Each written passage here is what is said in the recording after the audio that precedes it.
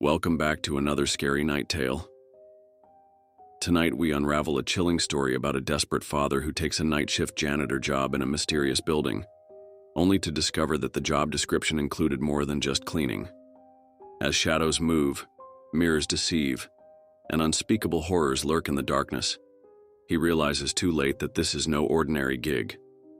But before we dive into this bone-chilling tale, don't forget to like, subscribe, and comment your thoughts on this terrifying story. What would you have done in Yuri's shoes? Let's get started. My name is Yuri. I'm 27 years old and I have a daughter named Alexa. My wife passed away a few months ago and I've been trying to find a steady job, but it's been difficult. I mostly do occasional odd jobs to support my daughter, but lately I haven't been able to find anything. I was on a forum for people who needed help with various things, and I saw something that interested me. It was a post from someone saying that they had a position open for the night shift, and they were willing to pay $20 an hour. I know it seemed good to be true, and it did seem a little sketchy at first, but I needed the money desperately. The post had a link for an email address, so I clicked it and told them that if the position was still open, I was interested in applying. About 20 minutes later, I received an email from the person, and it read as follows. Hi, yes, the position for the night shift is still open. Thanks for replying. I was honestly worried that people would think that my post was a scam, but I can assure you it's not. I need someone who can follow instructions and not ask too many questions. If you're still interested, meet me at this address on Monday at 5 p.m. and we can have an interview. I admit something felt off about all this and I should have just left it, but for some reason, I felt like the person was being sincere with what they said. Monday arrived and it was almost time for the interview. I had hired a babysitter to watch Alexa for the night. Then I got in my shitty car and made my way to the address mentioned in the email. After half an hour, I finally arrived at the location. It was a bit far from the city. The building was 6 stories and didn't have many windows. There weren't any logos or signs besides the address on the building. The parking lot was massive and only had 3 cars. I parked as close to the building as I could, took a deep breath and got out and walked to the door. It was an automatic door that opens when you get close to it, but it didn't open when I was near it. I saw a secretary and waved at her. She noticed me and opened the door for me. I walked towards her and she let out a smile. She was absolutely stunning. She had curly red hair and extremely light blue eyes. Her smile made me ease up a bit and I said, "Hello, I'm here for the interview." She nodded and said, "Ah yes, please take a seat and Mr. Jackson will be with you shortly." Her voice was extremely soothing. I sat down on a chair not too far from the door and looked around the reception area. The walls were this depressing shade of gray and there were barely any decorations, besides a few plants that looked like they were on the verge of dying from dehydration. There was also a couple hallways, but they were all pitch black and seemed to go on forever. There weren't any windows either, so the only natural light was coming from the door. Actually, it was sort of dark in there. There were only a few lights, and they weren't very bright. About 5 minutes passed, and the secretary told me that he was ready to see me. She got up and led me to the interview room, which was luckily near the reception area. She opened the door, let out a sweet smile, and closed the door. I walked up to meet Jackson and shook his hand. He was a pretty tall guy, maybe about 6'4", and absolutely towered over me. He was also bald and had a short beard. He let out a smile and we both sat down. "Welcome, and I'm glad you were able to arrive," he said in a cheery tone. His voice was incredibly deep and soothing. I replied with, "Thank you. I'm glad that you were willing to see me." He nodded at me and said, "So, tell me about yourself." He has a somewhat intense stare. Well, my name is Yuri Sokolov and I was born in Moscow, but at a young age my parents moved to the United States. I'm 27 years old and I have a 6-year-old daughter. I said in somewhat nervous tone due to how intensely he was staring at me. "Well, that's quite interesting, Yuri." He started to notice that I was nervous and said, "What are you so nervous about?" I took a second to reply, "I'm sorry, it's just how you're staring me. It's making me a bit nervous." He looked at me for a few seconds. I noticed that he didn't blink the entire time I was talking to him. I'm sorry. I sometimes do that, so I'm sure you're wondering what exactly it is you will be doing if you're hired. Well, you'll be our night shift janitor. He let a chuckle and smiled. Oh, I see. Well, I don't have a problem with that, I said as I was starting to ease up. Well, I'm glad to hear that. You're the only person who's applied for the job, so I think it's safe to say you're hired. He smiled and shook my hand. I smiled back and felt extremely relieved to hear that. We both sat back down and said, I'm really glad to hear that. But I had a question. He nodded. Ask away. I looked around the room and asked, what exactly is it that you guys do here? His smile went away and he had that intense stare again. I wouldn't ask too many questions if I were you. I felt nervous again and apologized to him. He smiled again and said, no worries. Anyways, you'll be starting right away and we'll provide you with a uniform and a list of the things you'll be doing. Congratulations again. We both got up once again and he held the door open for me. I walked out and the secretary was waiting for me. Congratulations on getting the job. If you'll follow me, I'll show you where you'll be starting your shift. Oh, and by the way, my name is Christine. She smiled and I smiled back at her. Thanks, my name is Yuri. She giggled. That's a nice name. She led me down one of the dark hallways and opened a door to the employee room. Your outfit is in the third locker, and the instructions is on the table. If you need anything else, call the number mentioned on the instructions. Good night and good luck. She closed the door and walked away. The room was kinda dark, but it had a window. I looked out and saw that it was already nighttime. I looked at the clock and it said that it was 8 p.m. I can't believe that much time already passed. I opened the locker and put on my uniform, and then I took a look at the instructions. It read as follows. Welcome to the family. We're glad that you're working with us and we are looking forward to a long and successful career for you. Before getting to what you will be doing, we have a few things to say. Firstly, we are not responsible for any physical, mental, or emotional trauma you may and will encounter. We are also not responsible for anything that happens after your shift has ended. Now then, it's extremely important that you follow the instructions to the letter, for your own safety and sanity. You are not only the janitor, but you are also the only thing that's keeping them at bay. Now then, here is what you will need to do. Step 1. Lock the entrance and not unlock or open the door until dawn. Then at exactly 9 p.m., you will need to get to the restroom and clean the mirror. Do not, under any circumstances, clean it after or before 9 p.m. Make sure to lock the door. Then after you clean the mirror, you will need to unlock the second door in the main hallway and go inside and wait until 11 p.m.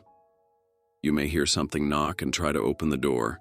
Make sure you lock it and do not open for any reason, no matter how much it screams or threatens you to open the door. Step 2. After 11 p.m., you will need to quickly make your way back to the kitchen. Turn on first 2 lights and clean the floor and empty the fridge. If you hear growling or see 2 white eyes, do not acknowledge them and keep cleaning. She will leave you alone as long as you ignore her. Step 3. After you clean the kitchen, move as fast as you can to the third hallway and lock the door at the end of the hallway. It is a matter of life or death that you lock that door before 12 a.m. If you don't, then you're fucked. After you lock the door, use the flashlight provided and quickly turn around and flash it down the hallway. Make sure you close your eyes before doing something and keep flashing for 30 seconds. Make sure you do not open your eyes before the 30 seconds pass. Step 4. This is the most important step. At exactly 12:30 a.m., make your way back to the employee's room. Go to the door in the back and enter the following code. 2598. You won't have much time before he tries to get you. Once you're in the room, stay there until dawn. There will be a few cameras in the room. Watch them and make sure nothing goes wrong. The cameras are positioned on different floors, and there's one that's positioned outside the security room. Some various things to know also is that the reason you need to move quickly is that there is something that lurks in the building, and it's not like the others. I don't know exactly what it is, but you don't want it catching you.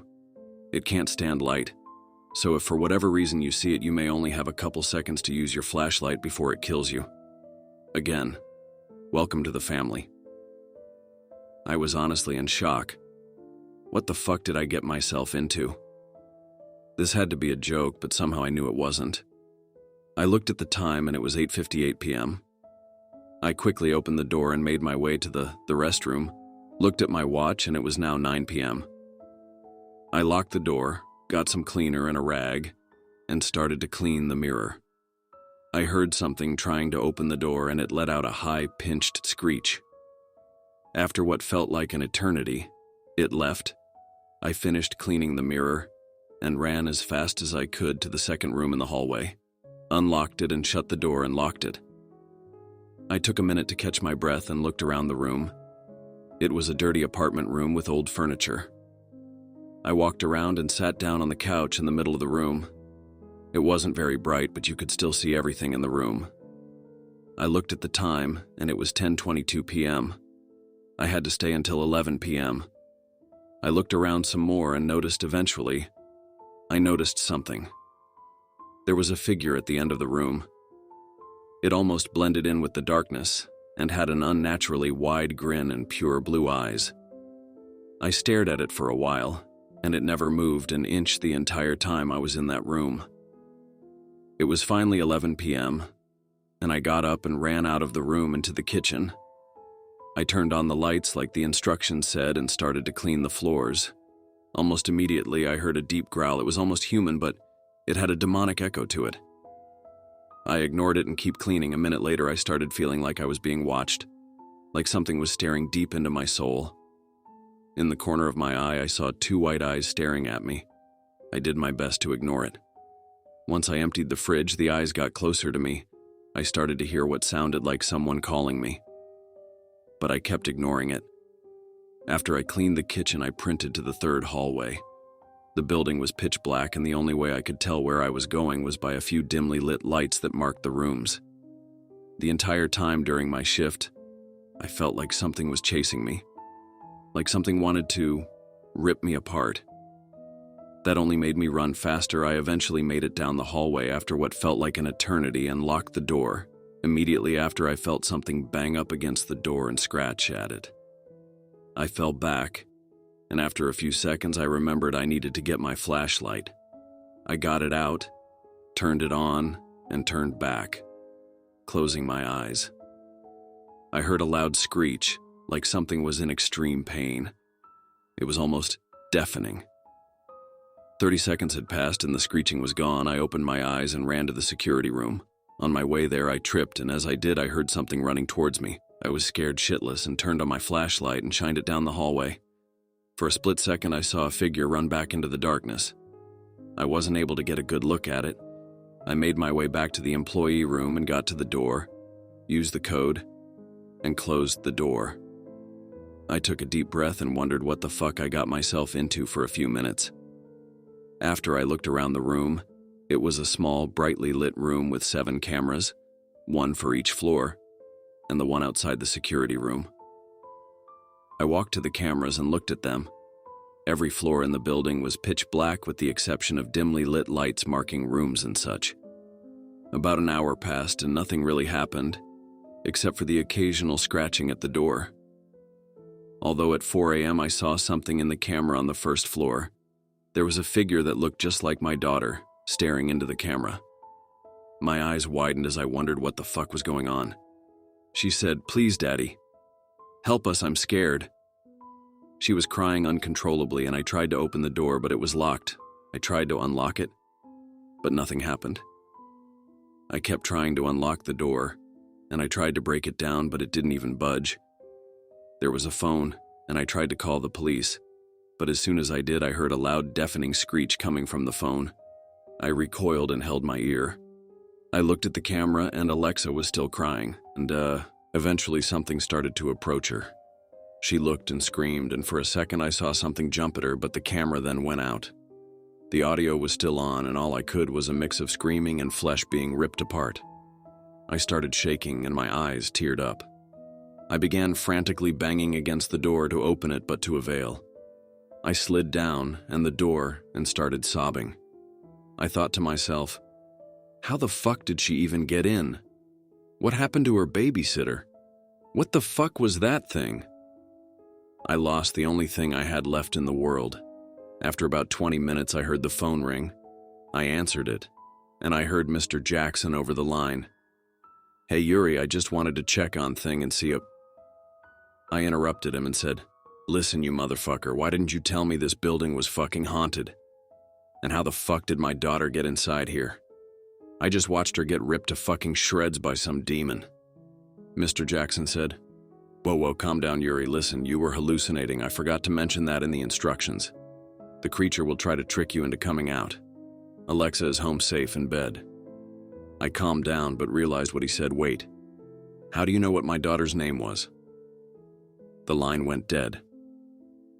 I felt an extreme rage and sadness come over me. Was my daughter dead? Was she alive? Am I hallucinating? I don't know. All I know is I'm trapped in a building with a bunch of demons that want to kill me. I tried my best to not panic. My daughter has to be okay. That was just a hallucination. She's okay, I said to myself as I took a deep breath.